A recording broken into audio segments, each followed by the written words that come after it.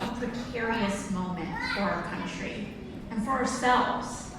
Every day that goes on, it feels like life gets harder. Harder to afford, harder to piece together, harder to make a future for our families. And this is not the way things are supposed to be. Things aren't supposed to be getting harder. When we have a government that's working for us, things are supposed to be getting easier. And it's not that anyone's asking for a free pass or for all their problems to be solved overnight. But what we're asking for is for working people's lives to be dignified and possible. Yeah. It is so hard to feel like the most basic thing that we are asking for, which is to be able to afford our life on a full-time job, to be able to send our kids to school and feel like they can be safe, to feel like we can go to the doctor without just financially destroying our lives, and to feel like we can retire with dignity. That all of this is starting to increasingly feel like a dream, when it should be the most achievable, basic thing when you work hard and pursue an average American life. And so I want to talk to you all today because this moment and the way that we make that possible is really a question of power. It's a question of power.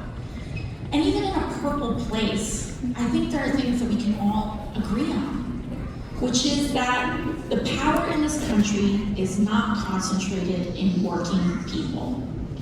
It's concentrated in a very small amount of people that do not have our best interests in mind. And the way that we can turn the ship back around is to put power back in the hands of the working class in this country. It means that we come together again as communities. It means that we fight for better jobs. It means that we fight for our neighbors, that when we see the indignities that someone else is being seen, that is happening, regardless of who they are, where they come from, what their income is, when we see that something's not right, we know that we don't just stand up for them because it's the right thing to do, but because we know that if it's possible to happen to them, then it's possible to happen to us. And so a fight for one is a fight for all.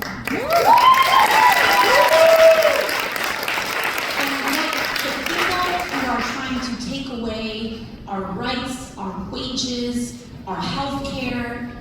What they are most afraid of is our solidarity.